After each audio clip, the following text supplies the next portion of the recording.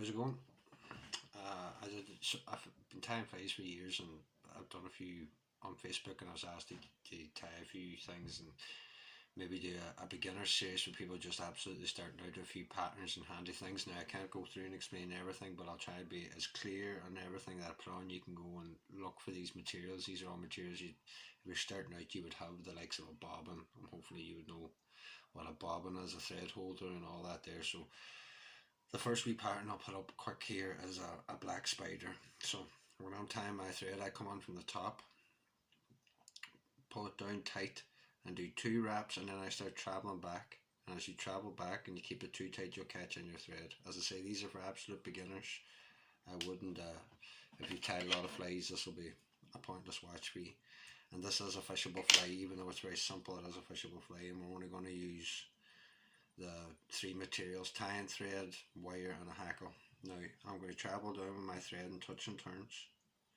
And these little spiders and short tight bodies on them, I go between the point of the hook and the barb. The barb puts up, or if you're just using barbless hooks, just come a little bit past the point of the hook.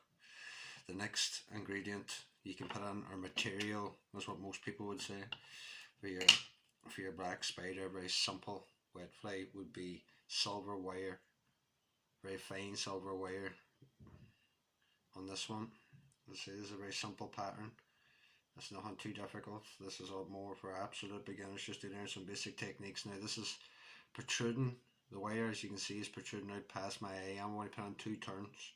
I want to pull this back, keeping my thread tight and leaving a little space for a head. I don't want no thread up here to bulk up your head for beginners. That's where most people go wrong. So two turns and slide it back to it was perfectly in line with where I started off my thread, and gives me a nice neat head. Now I'm going to travel up the body. Nice touch and turns as best you can. If you have a rotary vise, you can check it on the side to make sure. I was twisting on you, don't be afraid to stop. I'm going to try and do this as slow as I can to demonstrate just the fly, but this is just a very simple quick video. I was asked to do them by a few ones on Facebook, and I want to put these videos up just as a trial to see what's the best time to record it and how long it's take to upload. Now as I go on, if you want more flies tied, I can go on, but as I say, I'll do up a session of maybe a dozen very simple patterns and see how I get on. So now you've got your silver wire rub. You want to bring this around one full turn at the back. This protects the back of your body, your thread body, and then just travel up, nice even turns, keeping it all nice and tight all the way up till you get to this point. Now I lift the rib, which is this wire that's gone on the body, up to 12 o'clock. I lift my thread at an angle, backward direction. I keep the tension in the thread. I bend and keep tension in the thread and tie the wire right down now to the back of the eye. Now you can cut this off. As I say, this is for beginners more than people that already know this. But if you keep your thread tight and you grab these wire nice and close and just wiggle it, worry it over and back, it'll snap off. You don't want to destroy scissors cutting too much wire. So now we're going to tidy up and come back. Alright, as I say, I'm going to try and keep these simple. You can do a lot of different things with this, but I'm going to try and keep it to having materials that most people would have or could have in their when they just start off. So black tying thread, silver wire, and some kind of small wet fly hook. Now the hackle I'm going to put on this is a natural black hen hackle, but you can put on a cock hackle or dyed hackle. Normally when you're putting on hackles for these type of flies, on head hackles, you're tying at the tip of the feather. The tip of the feather is the area that's furthest away from the skin, and the base is the closest to the skin. I'm trying to get this on camera so you can see it. That's the base closest to the skin. It's got fluff and unwanted stuff at the top, and obviously the tip of the feather is where it's tip. And if you also look for beginners too, there'll be a curve to your feather. You can see that on camera. When you tie that in, you want the curved side on top pointing you, and the concave side pointing the other direction, and also the fluff at the bottom. You don't need this. So if you look carefully, you'll see it fluffy marabou fibre at the bottom. You want to get rid of that. Just gets in your road.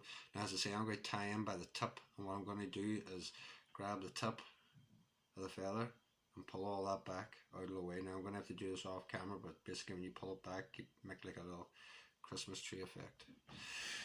That tip we don't need, so we bear that off. And I cut just very close, so that tip now has a little triangle, and I don't know if you can see that. I'm going to tie it on with a couple of turns to make sure it's well turned on. Now, the next thing is a pair of hackle pliers. If people don't know what I say, again, this might be for somebody just starting off. Hackle pliers come in different sizes and shapes. They're basically just a little device that helps you hold on. There's many different types. I like these bigger ones, but you can get small silver ones. You can get all kinds of ones, but I just like this style. Now I grab the feather and I lift it to the 12 o'clock position. With my other hand, I stroke back the fibres and hold on to them here and let the stem go to the 6 o'clock position, and then I release the fibres. I readjust myself when the stem's at the 6 o'clock position. I pull back the fibres as do not get in my way and go to the 12 o'clock position. Now as you're winding this, you're winding forward. You're never winding over on top of the previous turn, or you'll collapse the hackle. And let go. 6 o'clock. Bring back all the fibres, go to 12 o'clock, release the fibres. When it's at 12 o'clock, stroke the fibres back, release, and so on and so forth until you get whatever amount of turns you like. Some people like them heavier, which means more turns, or sparse, you'll hear that terminology, which will be less turns. It just all depends the water you're fishing. I'm not here to give fishing guides.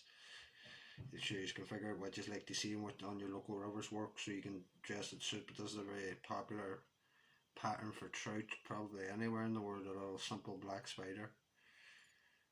So now catching your hackle, the same way you caught on your rib, by lifting your stem to 12 o'clock, catch it on, and then once you have the tension of the thread, you can let go of this. This is going nowhere. It's not going to, but you have to keep tension in your tying thread, or this would move on you. So put two or three turns on.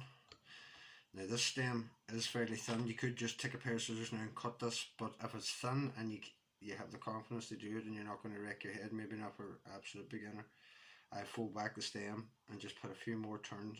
It just makes it extra secure. Now I don't even bother taking off that little tab end. I'm finished using the whip finish tool. Now the whip finish tool again is another thing for beginners that they might sort of get wrong and not like to use, but it's one in itself. There's plenty of videos out there, but it's like you'd have to zoom out and do a totally different video. I could if you want to, but there's lots of good videos out there.